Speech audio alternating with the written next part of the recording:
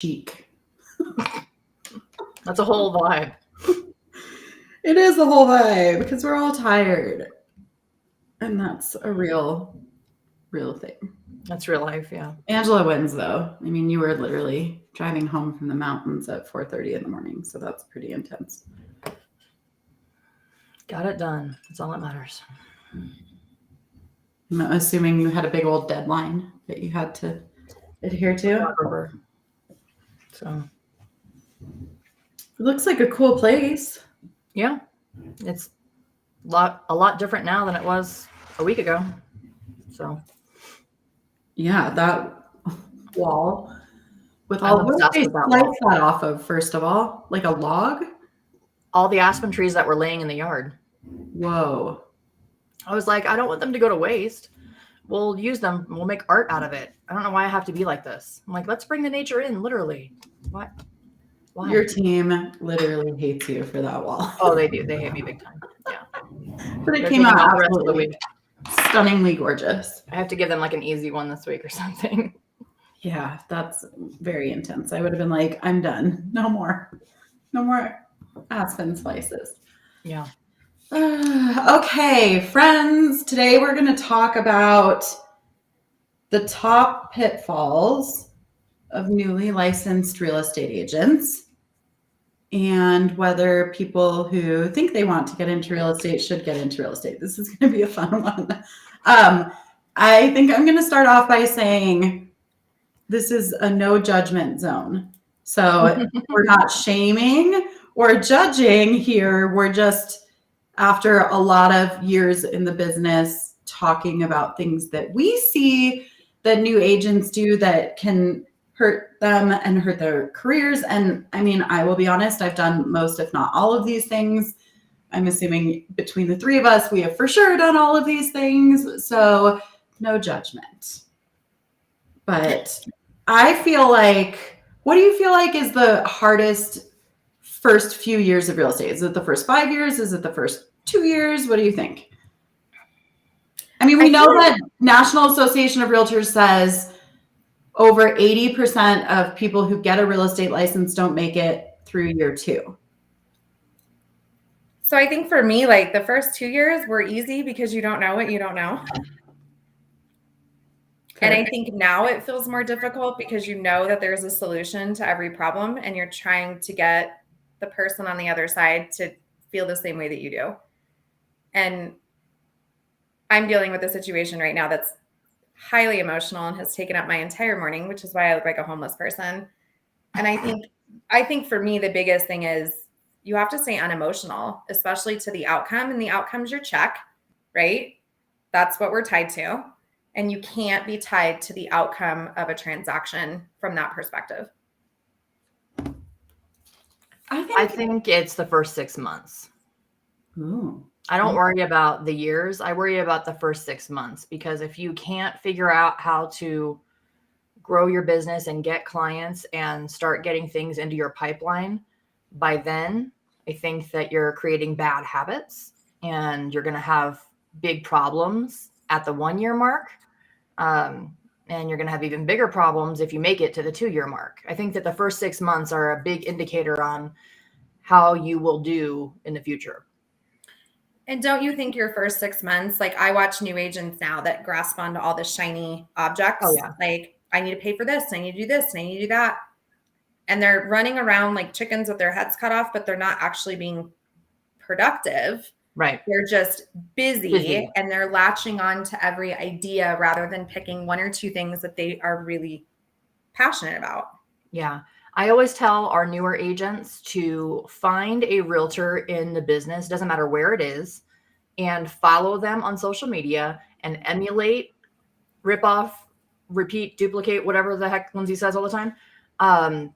Like do that. Just follow what they're doing and do it the best of your ability, and you're going to be fine. But you need to actually do it. You need to create habits, because those first 6 months, I think, are a big deal. Like if you're not knowing what to do with yourself on a Monday morning and you just take the day off, Tuesday's not going to look real good for you, right? I mean, and then, if Tuesday doesn't look good, then you're like, well, I think I'll just take off Tuesday too. And it becomes a bad cycle, right? and then you end up working at Kohl's. So, It's like the workout process, right? Where you're like, never miss a Monday in your business, regardless of what business you're in. I was talking to my really good friend yesterday who has run a really big team, like one of the top teams nationally at one point. And he was saying that in the first 6 months, it's really easy to identify that a lot of people are allergic to actually anything that makes them money.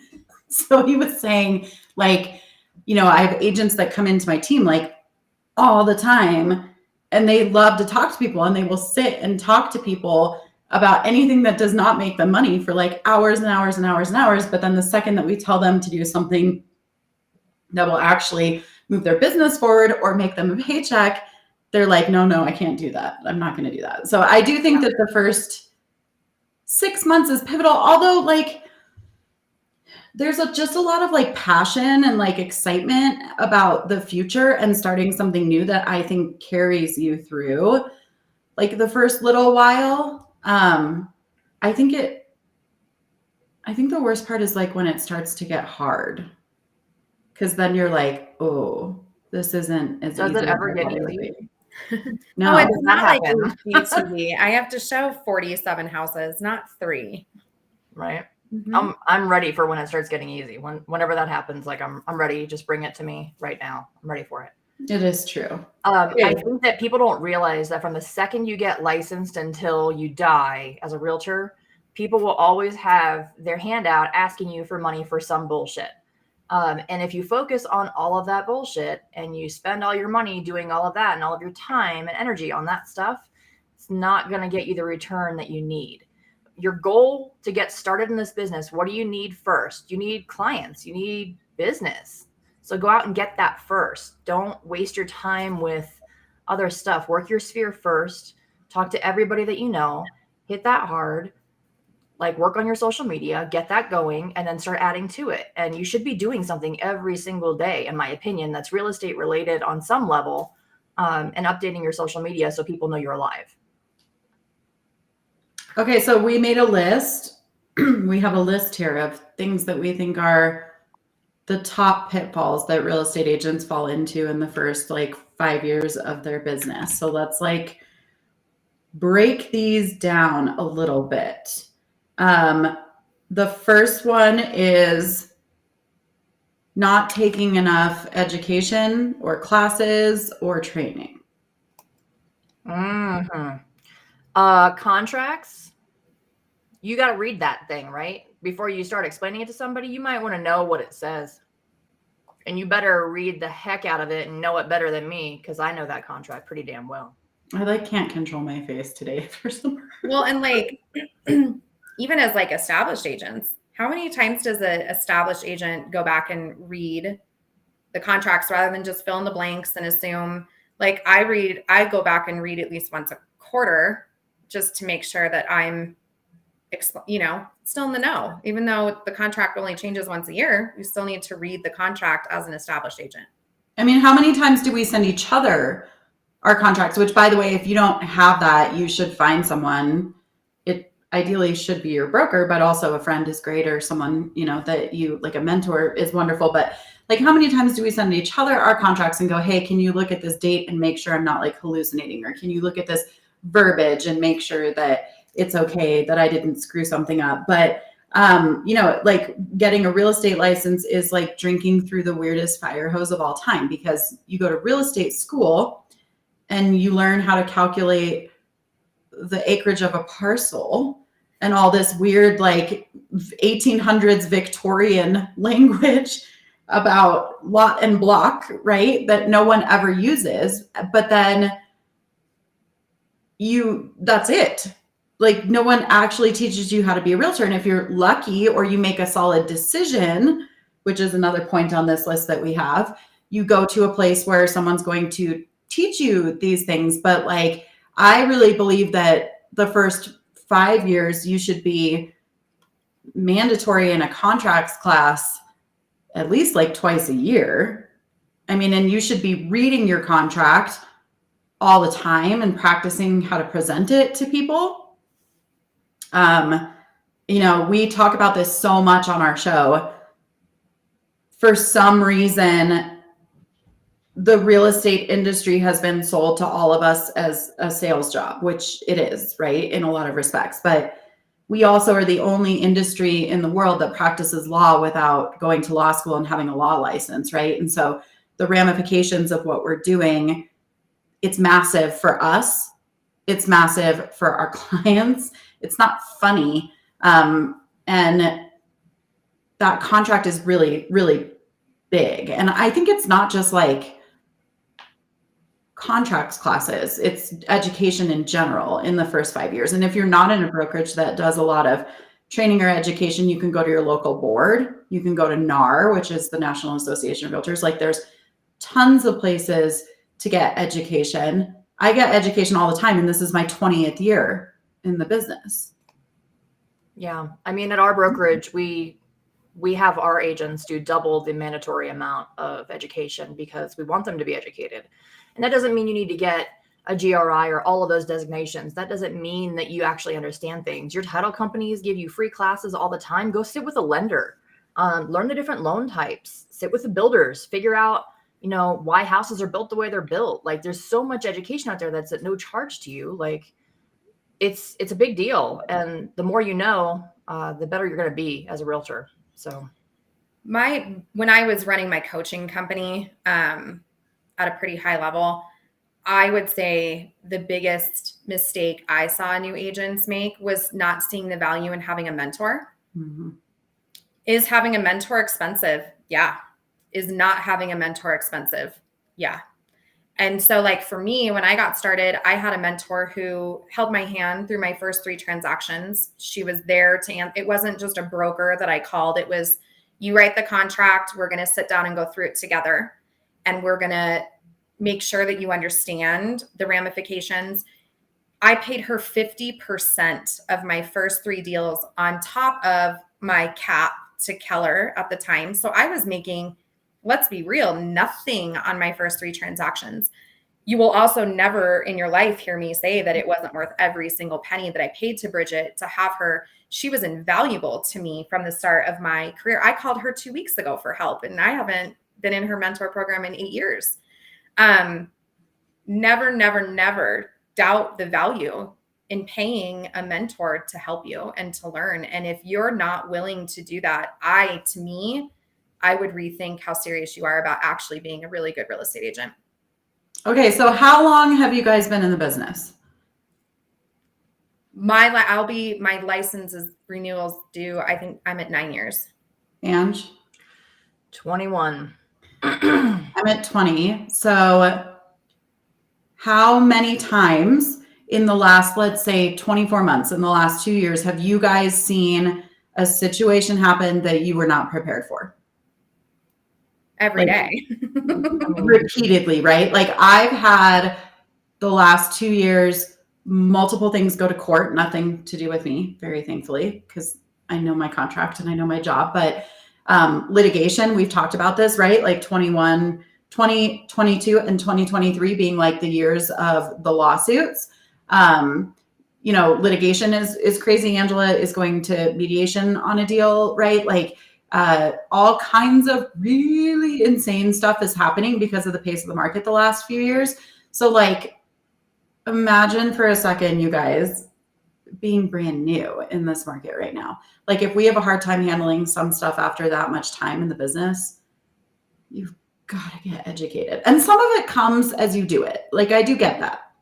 But that's why having a mentor out of the gate is invaluable, right? Like you run into a situation, and I'm speaking from coaching experience, where these agents feel like they handle it like you do on $1 Million Listing New York, where you throw wine in someone's face and you cuss at them and you carry on and we storm away and it's this whole dramatic thing. That's not how real estate works. You need somebody who has been through the fire, who is a problem solver, who can sit down and say, here's where we're at. Here's several different options. Let's present them to the buyer or the seller and let's see what they pick. And then we go to, you have to be with someone who can problem solve and help you think outside of the box. It's not always, there's no deal that's one single solution every single time, and you need someone to guide you through different solutions. This is a really big pet peeve for me when you see agents come in. And honestly, it's a big pet peeve for me with agents that are like experienced too. Because like we just said, with over close to 50 years experience, right, between the three of us in this business, we still struggle and we still have crazy stuff come up. You don't start in real estate and go, what is the cheapest brokerage? Like, where can I go and pay $200 a year? I don't even think you should do that when you're experienced, but for sure, that's a big mistake when you're new. Let's talk about that for quite a bit, because I think that is the biggest choice that you are going to make in your real estate career is the first brokerage you go to. Mm-hmm. So choose wisely. Yes. Go on ride-alongs. If they don't volunteer to like have you come with the person that's recruiting you to see what it's really like to be a realtor, to go work with their brokerage, to actually go to a training class, to see what that's really like, to see if there's genuine knowledge being traded there. If you're not doing that, you're missing the boat.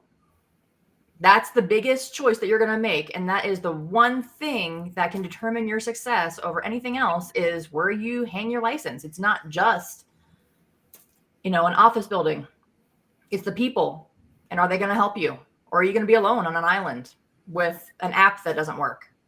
I totally think that that's super true. Like I still, probably 90% of my practice in real estate comes from the way that I was taught the first year in my career. So I absolutely think that that's true. If you're not taught well from the get-go, you're going to struggle the whole time. Absolutely. And I really don't care what the split is. If you're getting genuine help, you are going to need it. Trust me. If you are the type of person that doesn't have instant gratification and you have to move brokerages 6-7 times in a year, it's probably not the brokerage. It's probably you. So you need to be really, really, really honest with yourself in your first year, 2 years about what you want and who you want to be as an agent and what company most exemplifies that. And that's where you want to go. And I would stay there through it. My first 3 transactions were a short sale, a HUD, and a for sale by owner. Damn, girl. If I wasn't at a brokerage or had a mentor, like how would I have ever gotten through that? Ever. Talk about trial by fire. Okay, number two on our list. This is a huge one. The number 2, these are not in order, by the way. The number 2 mistake, biggest pitfall that newer agents fall into is being too emotional and too emotionally invested in their deals to the point where when you get bad news or something happens, they get the vapors and have to lay down on the couch for a week. I think that comes from desperation or, people that don't have enough money in the bank. This business is money driven. And if you're hinging your entire life and livelihood and whether or not you can put groceries on your table with whether or not that transaction is closing, I think that's where a lot of that comes from. Yeah, we've all been there. And I've cried many, many, many times when I was younger. And now I just don't care anymore. I mean, they're transactions. That's what they are. And unfortunately, women, I think, are more guilty than men of being more, emotional with that kind of thing. But I think that's one of the things that makes us great realtors too. We do care and we take it hard when, our clients get the shaft and, we try to protect them fiercely. But at the end of the day, is it going to make you better if you're crying or if you're just solving the problem? I mean, there's a lot of I think a great amount of this comes from like tenure. Yeah. Maturity. And like I've watched friends that have been in like, okay, let's just be real. Like Angela, you've watched me do it. I've watched you do it over the 20 years that we've known each other, right? Like I've watched you mature and not flip the fuck out every time something goes wrong the same way you've watched me. So like, I do think a lot of it is just maturity. But I mean, the best, again, going back to like what you said about where you're trained is going to be the ground for everything you do in your whole business. I was trained by a man who taught me like, it's okay to cry. It's okay to get really, really upset. But like 2 things. Number 1, you set a time limit on it. Like you can have 10 minutes to be really, really upset. And then you need to figure out how to solve the problem. Number 2, you never cry or yell in front of or at the other agent. And number 3, you never let that emotion transfer to your client, right? Because he taught me, which we talk about all the time on the show, a good real estate agent, the difference between one who feels experienced to their clients and one who does not feel experienced to their clients is they're a sponge. We're the intermediary, our whole job. And that's why this job is so emotionally taxing on us, guys, for real. It's a real thing. Yeah. We are the sponge in between. So we soak up everything, but then we're supposed to turn around and not let it blast our clients in the face. And that's just a lot of inexperienced agents bring fear and anger and contention to their clients. And that should never happen. I think a lot of it is too, like your client's response is going to be based on how you react to issues when they come up. So like I've recently had, I'm primarily a listing agent. I've recently, like last couple days, had 2 different transactions fall out of contract because the buyers just decided they didn't want the house anymore. Okay. We put the house back on the market. Like it is what it is. We'll get another buyer for it. I'm not that worried about it. But you know, if I came at that a different way and it would freak my clients out and they would play off of that and then they would get all stressed out and then they won't have a good experience. So I think that, you know, it's really hard to train yourself to do that kind of thing. And I'm definitely not perfect at it by any means. You know, because sometimes I can get real pissed off at other agents when they can't control their clients. That's usually what sets me off, you know. But I can't fix them. I can only take care of what's in my corner over here on this side. And I can fiercely protect that as much as I can. And after that, give it up to God. It's not for me to deal with anymore, you know? I'm in a situation right now this morning where I'm like, if they would just let me talk to the seller, I could easily calm this whole situation down because my buyer's fine. Appraisal came in low. We were told it was fine. Lender made a mistake. We got the call. It's $15,000 low. It sucks. It really sucks. But crying and carrying on and all of the things, what is that accomplishing? So my buyer is totally fine. She's been texting me while we've been on the show this whole time. Her sellers are mad. She's upset. Everyone's upset. It happens. It sucks. But guess what? It's not a cancer diagnosis. So let's be thankful. I also think that agents, I don't even know how to say this, like agents, and again, guilty of this in the beginning of my career. We all have been, you guys. There's something about this job that feels like it's like a holy calling. There's something about it where it's like we help people and we do good things and we build American wealth through the American dream of home ownership and we're stewarding them through the biggest part of their life journey. That's all very true, right? But like we do have to kind of take it in context also a little bit. I mean, we're not rocket scientists. We aren't doctors. And it's a little bit gross how much we like inflate how important it is. And it is really important, but, you know, not so important that like we should ruin people's lives with the emotion of it. Right. I mean, I think we have to remember at the end of the day, 99.9% of us barely graduated high school, can't do math very well. And we're all on a fairly level playing field, right? I don't give a shit how long you've been a realtor. Like your job is to get the transaction to the closing table. And if that means that you help educate the other agent, don't do it in a dickish way. That's your job. Help educate everybody in the transaction. That's how they learn. Like it's infuriating to me when people get the wrong information because they're trying to find it on Google or something because you can't seem to help them. It's a very easy thing. Somebody helped you when you were starting out. Just be decent. Well, and I think the other thing too that people fail to remember is sometimes it's in the person's best interest to not proceed forward with the contract. And you are doing the right thing by terminating. And you are doing the right thing by your client by saying this has turned into a situation that's not advantageous for you. And maybe we need to go find another house or another buyer or whatever. And man, you look really great when you say that because it's sometimes that is the truth. Yeah. And you don't look desperate for the money. You're just a professional and you're showing that. Yeah, 100%. So to close this one, how many, again, almost 50 years of real estate experience between the three of us. How many of us have cried this year? About a deal? Yeah. Or real estate in general, for sure. Oh, I was like, I cry all the time. Yeah, no, for sure. But how many times in your entire career have you ever cried to a client? To a To a client? client? Never. Never. That's what I want everyone to hear. Never, never, never, never. How many times have you cried to another real estate agent? Never, unless we're just friends. I mean, when I was younger, I might have done that as like a sales tactic way to get. But that's different. Crying by manipulation. Emotional manipulation is a sales negotiation tactic. Usually I'm just crying to my husband. So, okay, let's talk about the next one on the list. This is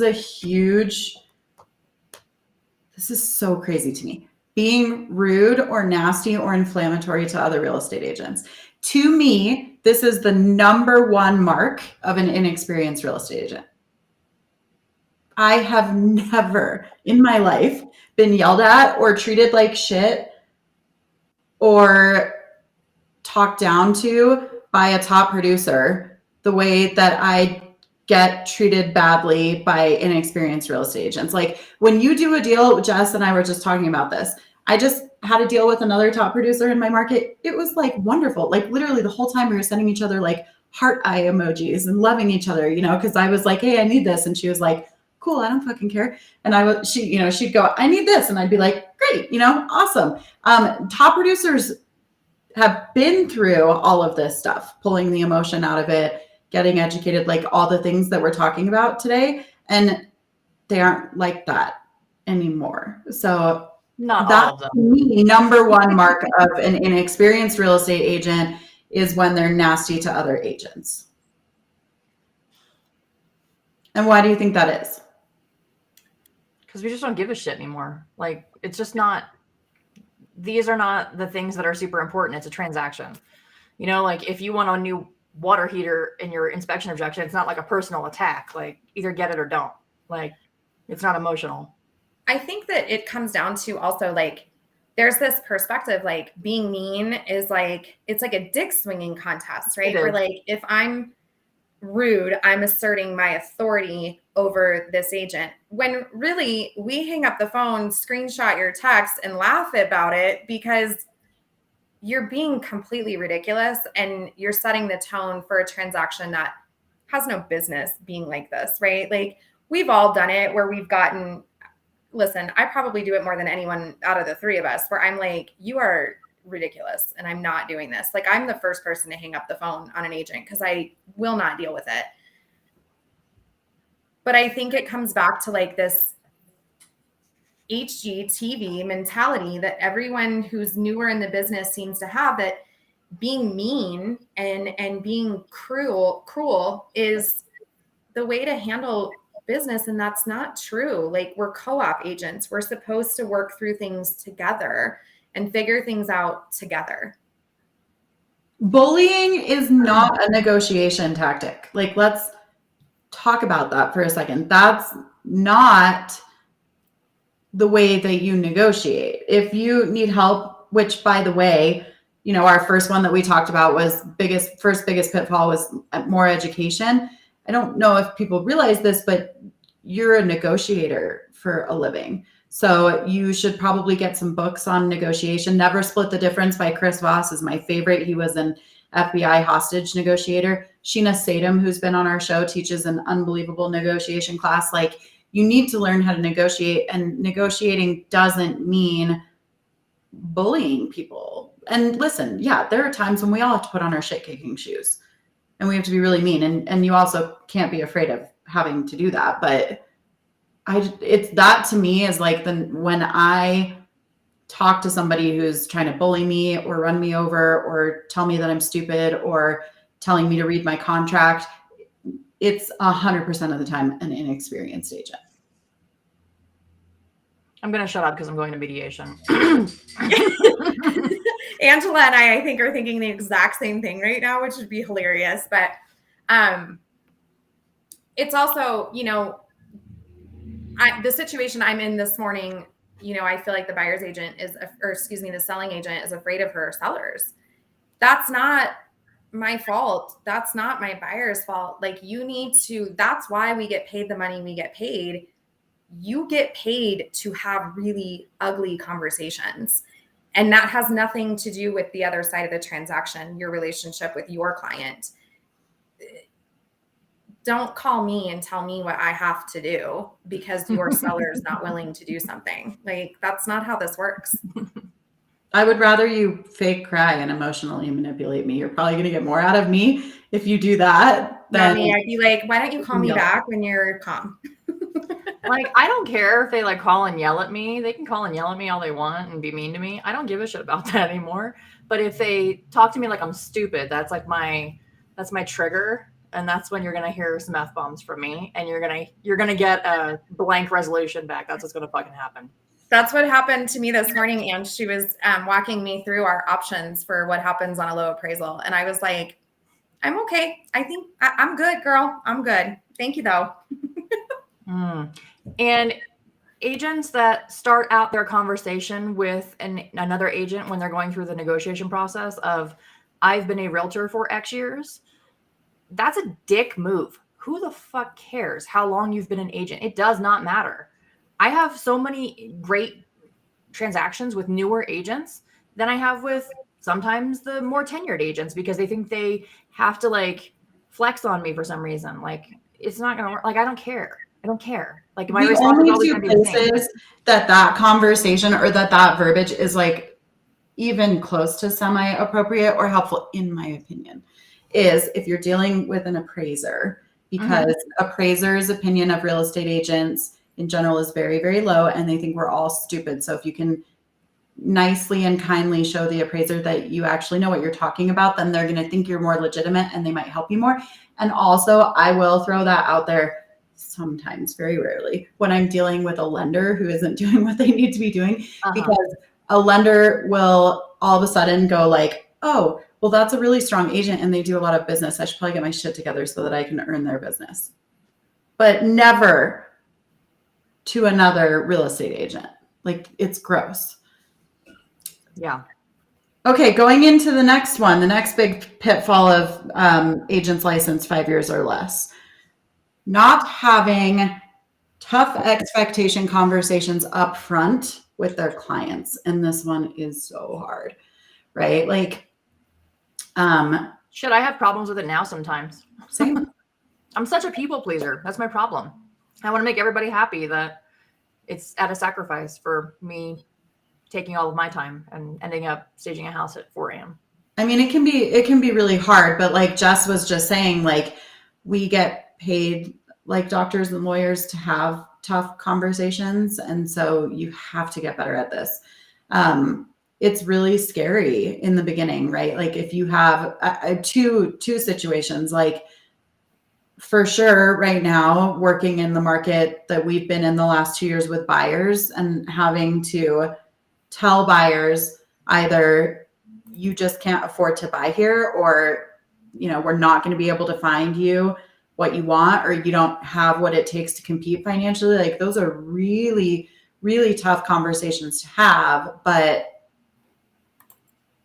it's like ethically negligent, in my opinion, to not have those conversations up front. Don't you think? I agree. I think that it comes from a place that's more innocent, though. I think it comes from just the terror of confrontation. And I think that you have to get over that, because not all confrontation is bad. You just need to address it quickly and find a solution. Like, anytime something big and nasty happens in real estate, I never bring it up to my clients until I have a solid solution, at least 2 solutions for them to choose from. And usually that's pretty quickly. But if you're just bringing them a problem, that's going to cause you a lot more stress. So if the second you find out there is a problem, figure out a solution, bring them 2 options, and then tell them immediately. Otherwise, you're going to look like an idiot. And so I do think honesty is for sure the best policy, even though it's very difficult, especially when you're newer. Like, I still struggle sometimes too, to have those conversations. Fierce Conversations by Susan, last name I can't remember, is probably my favorite book about that. But again, like education, right? Like these are the things that you should be studying and learning about, regardless of how many years you've been in the business. And if you're going to be a listing agent, when you're transitioning from being a buyer's agent to a listing agent, you have to get really good at tougher conversations. Like it's mandatory because there's going to be a lot of them. Yeah. We've talked about this before. I have a huge expectation sheet that I give to all of my clients that we go through line by line in the initial, and then I give them a copy, and then I upload a copy into their contract system that we use here in Colorado. And then lately, this last year, this has been really awesome. Your sellers have never, in a long time, let's assume, have seen a contract to buy and sell. I've been giving them a copy of a contract to buy and sell up front so that when we get offers, they've already seen it. They're familiar with it. They understand that the contract is designed to protect the buyer. It's not designed to protect the seller. We go through what the dates and deadlines are here in Colorado, and we go over where they're allowed to get out as a seller. We talk about low appraisals. We talk and have those conversations before the house even goes on the market. And then similarly, I do the same thing for my buyers now. And this has created for me in my business it has lowered the level of chaos in my deals. I can't even begin to articulate to anyone what it's done for my business. You just got to get comfortable with uncomfortable, and like. But if they're prepared for it, it makes those conversations 10 times easier because they've already in the back of their mind know that this is a possibility. And you should never, like we just talked about this, you should never call a client while you're emotional. I think that like a lot of agents, especially newer, younger agents, think that everything has to happen right now. And a lot of that is trained into you by the agent on the other side of the transaction with you. But it is okay to like have your emotional moment and calm down and then call your clients when you're not emotional. And that's really, you should never be talking to them when you're emotional, and tough conversations should always happen in person or over the phone. They shouldn't happen in a text message. It shouldn't happen in a voicemail. I think text has been one of the biggest issues in my career, especially when you have an agent on the other side who only prefers to communicate that way, which is fine sometimes.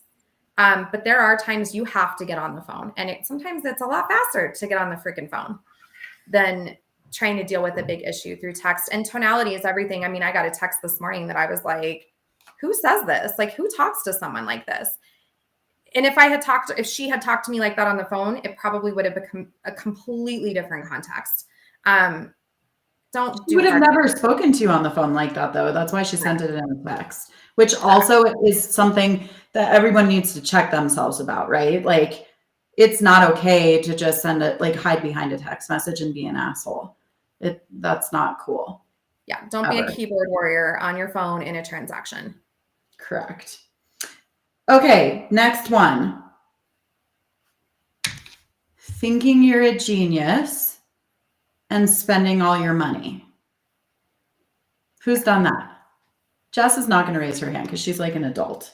But I mean, I started real estate when I was 17, right? Yeah. So I was making a lot of money as a young child. And I had been a broke mom that was living paycheck to paycheck. So for me, I was like, hoard all the pennies, hoard all the quarters. Like, we're not spending anything. But I mean, how many agents have you seen, like just on your social media in the last 2 years, that have gone out and bought a Range Rover, a Lamborghini, whatever, multi-million-dollar house, right? Like, we've all done it, but when I started in this business 20 years ago, there was no training, again, education. There was no training or education on running a business, right? We were just salespeople, and that's all that they trained us on. And now it's amazing. There's so much training out there, you guys, on how to run a business like a business, what to do with your paycheck and how to save and all this different stuff that's absolutely incredible. I mean, I can tell you like literal dozens of my friends during the recession went from multi-million-dollar homes, which back then was really, really expensive, driving the Mercedes, the Lamborghini, the Ferrari, like the big stuff, to selling it all during the recession and losing everything, right? So again, I was trained by a man who told me, like, okay, awesome. You had a great first year in real estate. Do it again next year, and then do it again next year, and then do it again next year. And if you do it for at least 3 years in a row, then you can say that you've done it, and then you can go out and buy things, right? But I mean, you can come into this business and make more money than you've ever made in your entire life, year one, and then get yourself in a lot of trouble really fast. I think for me, the biggest blessing of where I was at was my broker, Gabe, at the time was very big on teaching people to run a business like a business. He would do classes on QuickBooks. He would do classes on a P&L. So I never knew any different. My very first training that I ever attended in a training setting at a Keller Williams office was a business class. And so I was taught, get an accountant, open up an LLC. I was taught, get a business account. So I didn't know any different. I was like, oh, this is what they say to do. So go do that. And that's what I did. And so for me, like, I never knew any different because that's how I was taught the second I walked into that office. And so when you're talking about interviewing brokerages, if this is not a class that they teach or can tell you where to go to learn this, that to me is also a red flag. I know a ton of top producers, and not even top producers. I know a ton of agents who are in genuine tax trouble. Well, that's the next one. So the next biggest pitfall of a newer agent, 5 years or less, is not paying your taxes, which I've done it. We've all done it. Maybe there not. is nothing that will sober you up more as an agent, a cocky agent, than a $100,000 tax bill that's due in 3 months because you didn't know what the fuck you were doing. Well, and you thought they were taking that money out of your check, and it's not coming out of your check. Please stop asking for tax advice in these real estate groups. You need to find an accountant, a CPA, a bookkeeper, insert whatever you want here, and you need to get started with that person. And they need to guide you, not me on the internet telling you this is how I did it. Everyone's financials are different. Everyone's family is different. Everyone's everything is different. And that is not the place to get tax advice. And if you're one of those agents putting aside 10% from each closing, you're going to be paying a lot more in taxes because of fees and fines and all the things. You need to start with an accountant and a CPA. I do something called Financial Fridays. Every single Friday, I pull up in the bank account. I input it into my P&L. I know exactly what's coming in, what's going out. If I made a return and that's not showing on my statement yet, I know every single Friday where our financials are. Period. End of discussion. And I think that if you're not doing that at least on a monthly basis, that's a problem. Like, you should know what's going on with your finances. And I have a bookkeeper and I have a CPA, but I personally know what's going on every month. Okay, so I'm going to back it up. We love you, Jess, but no one is like you. So for those of us that are not like Jessica, which is everyone else in this business, right? First steps, okay? I think you should get a bookkeeper. I do think that you can do it yourself if you can learn QuickBooks, but I think that I have a bookkeeper. Save yourself a lot of time and effort if you get a bookkeeper. I also think that you should read Profit First by Mike Michalowicz. That's an amazing book on how to, like, when your paycheck comes in, when your paycheck comes in, like, the whole paycheck doesn't belong to you, right? That's like the biggest mistake. So like, if you get $10,000, you don't really get $10,000. And if you don't know what to do with it and how to divide it, then you're basically robbing Peter to pay Paul, right? So read something or get some knowledge on how to divide up your paycheck. Profit First is really cool because it tells you how to open different bank accounts and like move money back and forth between it. And I love your idea of Financial Fridays. I think that's the coolest thing ever. I have another pro tip on that. Marry someone much smarter than you that has an MBA with a, secondary stressor on finance and accounting. And that is like the best possible hire that you will ever make. My husband is literally the best thing when it comes to accounting and finance. And he works one-on-one with our CPA. We don't have to do, I don't have to do it. I just bring him all my receipts and he takes care of it all. And having somebody in-house, doesn't have to be a spouse, but somebody in-house that can do that for you is incredibly valuable, because he's the one that's talking to the CPA directly. We file our taxes quarterly and we file them on time. And yes, it sucks every time, but we're ready for it. Like those are the invaluable things. He also, the second one of our newer agents signs on, he teaches them a class immediately, one-on-one, about S Corps versus LLCs and what you need to do and when you need to have one. And those are all the really important things that agents never get knowledge-wise when they started a brokerage. Those are things that I wish that I knew, because I wouldn't have had $100,000 tax bill when I was at New Home Star, right? That's what happened to me. They're never going to teach you that. Most likely. Yeah. You should go look for that class and you should read some books on it. But that's like, it's really, really, really important. I mean, I remember I took Agent Financials, which is a Keller Williams class, which if you can find that, that's an amazing class.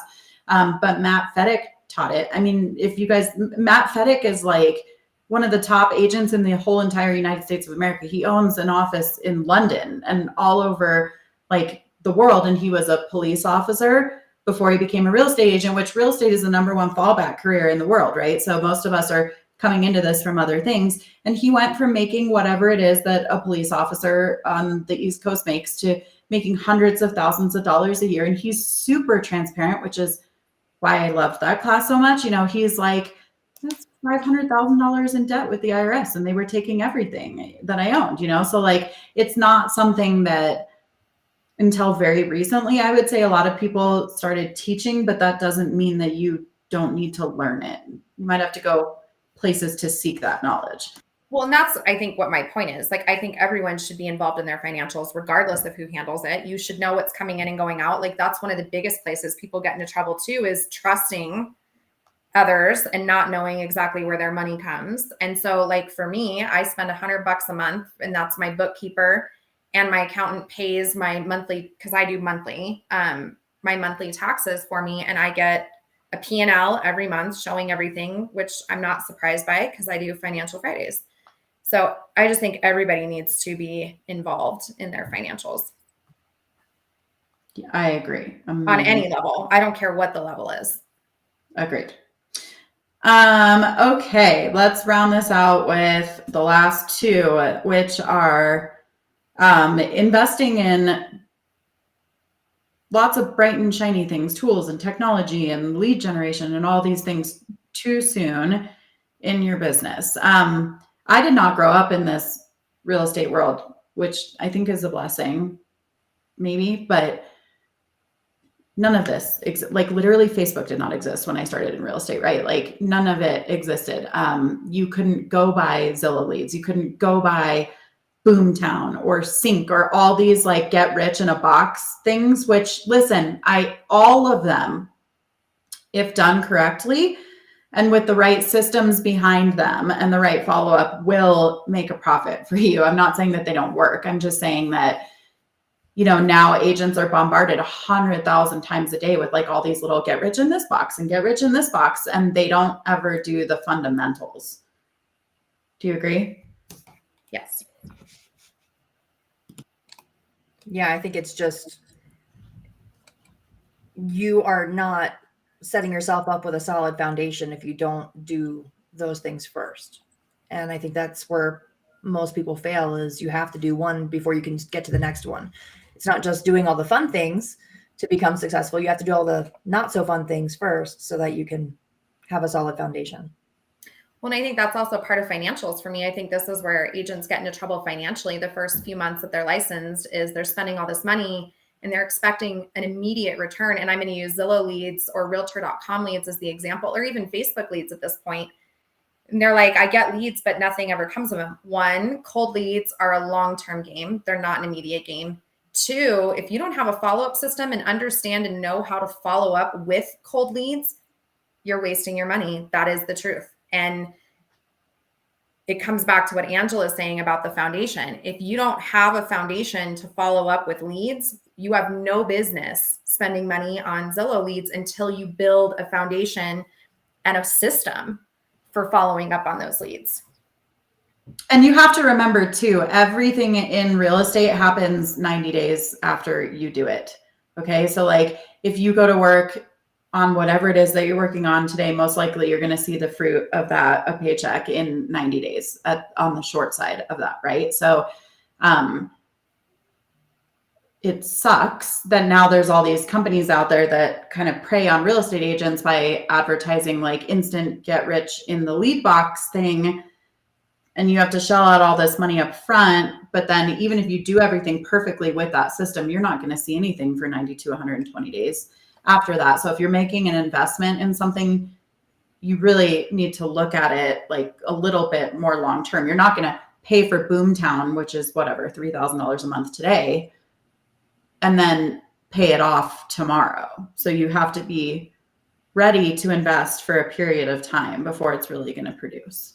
And listen, it's like at the beginning, my friend who runs the big team said, like, all of this bright and shiny stuff has made us allergic to working sometimes. And that happens to all of us, like no judging, but we used to door knock and call and throw events and see people face to face. And, you know, real estate existed for a million years before Zillow or Boomtown or Sync or Facebook leads were around, right? And so I kind of hate the fact that like newer agents feel like if they're not investing in a bunch of stuff, they can't be successful, because that's not true.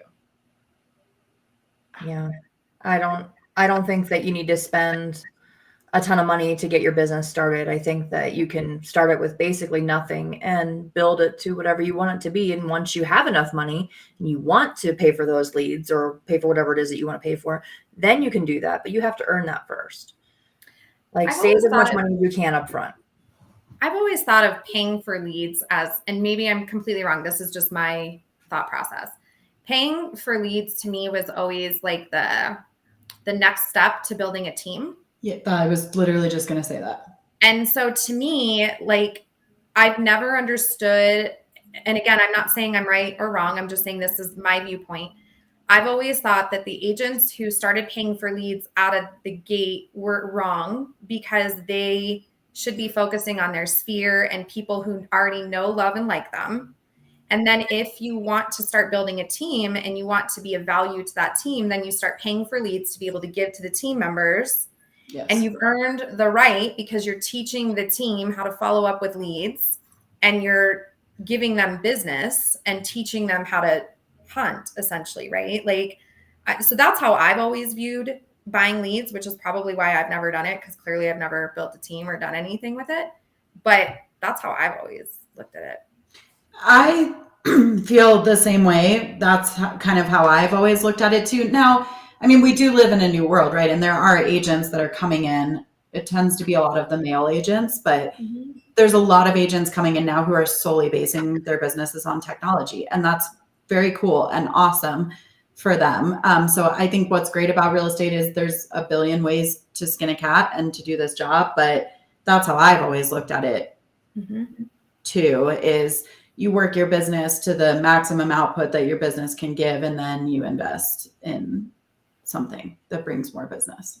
But I think that's like the foundation that Angela keeps bringing up. Like, that's part of the foundation, is you have to build somewhere before you can, whether it's a follow-up system or it's pop-bys or it's cold calling or it's text messaging, you have to build a foundation for whatever you want your business to look like. You can't just jump in and say, I'm licensed, I'm going to spend $10,000 a month on Zillow leads and expect some massive ROI on that. It's never going to work. And I would also say one at a time, right? Gary Keller talks about it as red light, green light, right? So you invest in one piece of technology and you watch how it's doing, right? And then if it's doing really well and you have the system on lock and you're doing great, then you can green light and you can add another thing. But then if that stops working because the wheels come off because you're doing too much, then you red light and you pull it back, right? Like, you don't go out and invest in 17 different pieces of lead generation at one time, because it's like a million things flying around and you're never going to be able to focus on the one that you need to focus on before you can go to the other, right? It's like building blocks. Yeah. Okay, the last one that we have, and I think this is really important and not talked about enough, is leverage. New agents not leveraging enough. I personally think that not leveraging in a transaction coordinator or an assistant at the appropriate time, oh my God, it causes so many problems. I mean, first of all, it causes agents to miss things and make mistakes. It causes their level of service to drop to their clients, which means you can go out of business, right?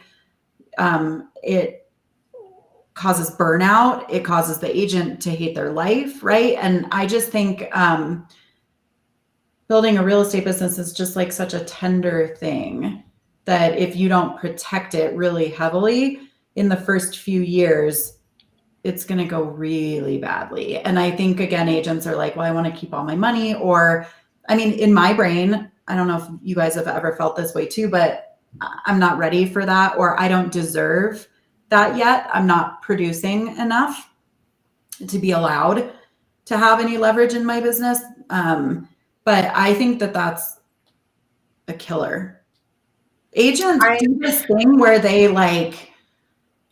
we want to protect all of the pieces and we want to protect the continuity. We want everything to be perfect, but we actually get to a point where we hurt our businesses. We are harming our businesses because we're trying to hold on to all the pieces and we're not doing any of them correctly. And then that causes your business to blow up. And it's really, really hard to get back your clients or to get back on track if you've blown it up. I think too, like a mistake that I see a lot of brand new agents make is hiring a TC too soon. Like if you don't know what the TC is supposed to do and what the process is supposed to be, you shouldn't have one yet. You should know what's going on with the transaction and know what steps come. In my opinion, I know agents that have hired a TC deal one. And I agree with both. I think so too. I agree with both because there's some people who just suck at paperwork. I didn't hire a TC until last June. Okay, but wait a minute. I want to back up what Angela just said because I do, now that I think about it more, I agree with you 1,000%. You need to know the contract and your process and all the things. Correct. So you shouldn't hire a transaction coordinator deal one if it's because you don't know or you don't want to know how the things work. If you're just like, hey, I'm hiring a TC deal one because my goal is to go do 5 more deals today, different story. But yeah, no, it's yes, hiring a transaction coordinator is not a substitute for knowledge or training. Yes. I had an agent ask me last week for help on compliance. I'm like, I don't know how to do compliance. I have a TC. I've had people ask me that before too. Yeah. But I do think that that's a big deal. Like, I think that most agents leverage way too late in the game. When do you think that someone's ready for a transaction coordinator? I think everybody's different. I think, yeah. Because I was going to say, I hired one in the middle of 21 deals last year. So apparently my threshold is 21 deals. Someone might be 3. I think inherently for most personality types that are realtors, we are control freaks. And so allowing us to relinquish control to some random person that we probably don't know is a big stressor for me, especially. So I've never had a TC ever. I have people within my office that specifically take care of my files after contract. But they're not transaction coordinators. They just do my paperwork, like they help with that kind of thing and keeping things on track. Insane. But I'm too much of a control freak to let them do everything. I used to be that way, but then you get to a point where it will legitimately harm your business. You'll miss dates. I'm not saying you, me, like miss dates, miss deadlines, don't get the paperwork out fast enough. Everybody wants something. Everybody's mad at you all the time, right? So I definitely think leverage is a big deal. Well, like for me, it was an entire day was being spent sitting at home, or every single morning was being spent making sure that my files were up and I knew where we were at and everything. And that's when I was like, why am I doing this? Like, I need to be out. I'm obviously very busy right now. I don't have the bandwidth to keep doing this. And now, God forbid Donna ever leaves me, I'm in trouble. Leverage is doing the parts of the contract that you want to do and not doing the ones that you don't want to do. Yes. Exactly. And what about an assistant? When do you think someone's ready for an assistant? And everyone is different, but I think it depends on what your assistant is going to be doing for you. What the capacity is. I see people hiring assistants all the time, and then they get them and they're like, I don't know what to do with them. And so it's part of the reason I've never hired one, just to be honest. Like, and I've even done the whole sit down and write down all day long throughout the day, like what you don't want to do. And I still can't seem to pull that lever for myself. So I don't know the answer to that question. I think that's really common that 99% of agents don't know what the assistant should do. They should send them to Monica Reynolds' Perfect Assistant course. That's my fix all for that.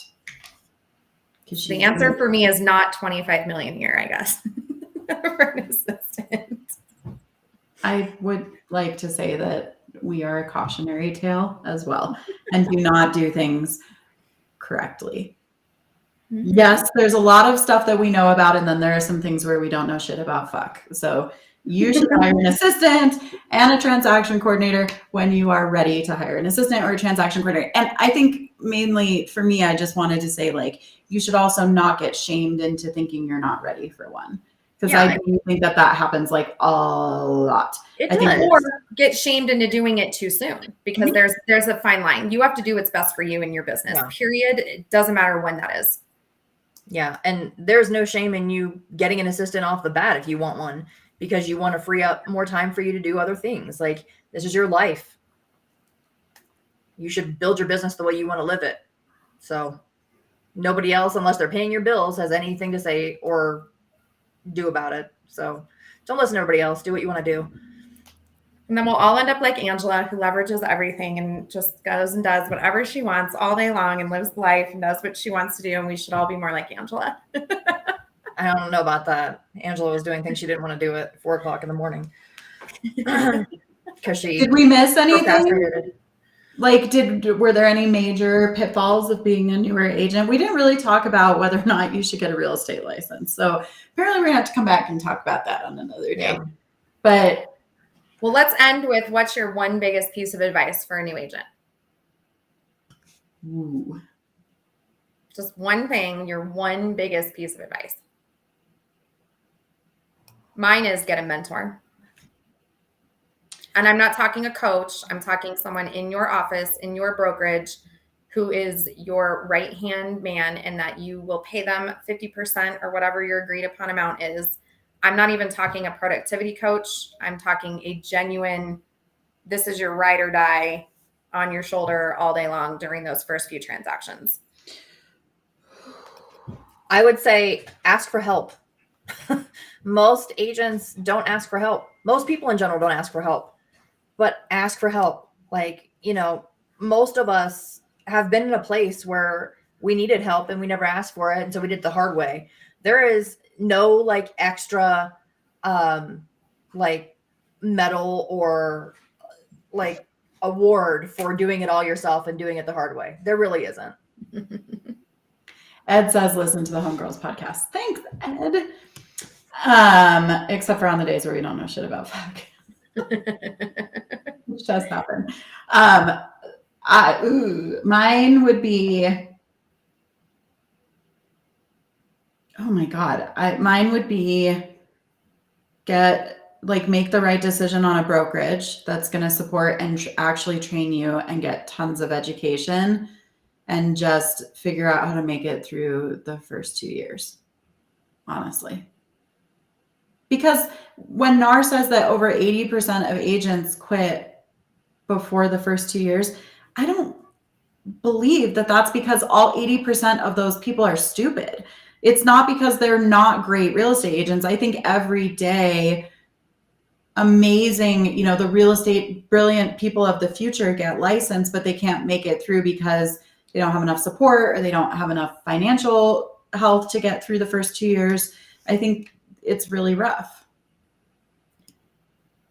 Well, and I think, and collectively, don't go into getting your real estate license thinking this is easy. This is not easy. And I think that that's probably overall the biggest thing that we hear is I got into this for financials and freedom. I've had less freedom the last 9 years of my life than working a normal 8 to 5, right? Like, so I just think that you have to walk into this with very realistic expectations on what this actually is. It's not $500,000 just falls into your lap and all of a sudden you're rich, bitch. It's blood, sweat, tears, anxiety. I mean, how many times do you wake up from a dead sleep at night thinking, oh my God, did I forget to do something on a contract? All the time. This is not an easy business. And if that's the reason that you've chosen to do this, this probably isn't the right business for you. Amen. On that note, Preach. I think it's incredibly cool, like the world that all the real estate agents get to grow up in today, because there is so much. I literally sound like a dinosaur right now, but like with the internet, there is so much. There's so much training and education, and like you can jump into, like you can get invited now on Zoom to jump into training from another brokerage across the freaking world. Like there's zero excuse, in my opinion, to not be the best that you can be, because there is so much more available to you guys than there used to be. Back when I had to walk up a hill barefoot 10 miles each way in the snow to get to my brick and mortar real estate. and cold call without a headset. Double dead, like boiler. My biggest question is always like, how did y'all get around without Google Maps and Apple? Let me tell you a story. This has nothing to do with anything. This has shit to do about fuck, but let me just tell you this story really fast. You used to have to go onto your computer and print out your maps. So you would go to MapQuest. Well, first of all, you kept an atlas in your car, and that's not a joke. You kept a map book and an atlas in your car, which is still in the trunk of my car because I'm nostalgic. But so you had a map book, you had an atlas, and then you would go on your computer and you would print out your MapQuest directions. Well, I was an REO agent during the recession, and I had a HUD property that was assigned to me up in Cold Creek Canyon, which is this incredibly remote part of Colorado that sits literally up on a mountaintop. And I printed out my MapQuest directions, and you know, I'm driving up there, and like it was the biggest shit show like ever of my entire life. Like we literally had to the snow was so deep that I couldn't get my little tiny Jetta in there, and that's what I used to drive. I had to hike 10 miles up into this property, and then almost got shot by the people that were squatting in there. But you know, the answer is you carry your little MapQuest printed and stapled book of directions up the mountain with you. That's how you do it. But there's no like, ooh, you didn't turn right. So like if you turn left and fall off the mountain, it's a massive problem. My dad is a locksmith, and he used to keep these really thin cardboard maps in his car because he would pull them out of the city and he would get them updated every year when the new topography maps came out, and he would glue them to his cardboard in the car. And that's how I used to give him directions on how to get around the city. Ian, my husband, always tells me, Jessica, you have no idea how easy your life is from back when I was a real estate agent. Because he was a realtor. He was a realtor back in 2000, and he will always say, like, you have no idea how easy you have it. You have no idea how great your life is. You have no clue how hard this used to be. So then I remember, like maybe 5 years in, my mom bought me for my birthday one of those Garmin. It was like this big, and it was black and white, you know, like one of the, and it came with a suction cup, and it stuck on the windshield. And that thing made me fucking nuts, because anytime it got hot or cold, the suction cup would like get soft, and it would pop off and land in your lap while you were driving down the highway, like with clients in your car, and you would have a panic attack because you just got assaulted by your GPS falling off the windshield. They were wild times. GPS in itself that was like a massive you know what was the worst? The worst back then was really, we didn't do lock boxes. So every office would keep a freaking key ring with the key to every property on it. And in order to show 1234 Smith Road, you'd have to drive to the Coldwell Banker office 30 minutes in the opposite direction, get the key, show the house, and then bring the key. That was the worst. When we started doing lock boxes, that was like. Yeah, Ian says that one was the worst. And then waiting every month for the updated MLS book to come out because you had to go to your realtor board to get your copy of the MLS. I have it in the office here. Yes. And then that's how you would show your clients new listings. It sounds miserable. Like y'all are rock stars, in my opinion, for making it through. It is miserable, but there were parts of it that were nice. Like no one else was getting, like they weren't getting the MLS book on freaking Zillow. Mm-hmm. Like this is why us old fogies are in these Facebook groups all the time yelling about modern technology, because we're like, back in the day, you could only get your MLS listing. Just don't start it with, I've been a realtor for 20 years and you'll be fine. Exactly. All right, guys. Have a wonderful day. We'll see you next Tuesday.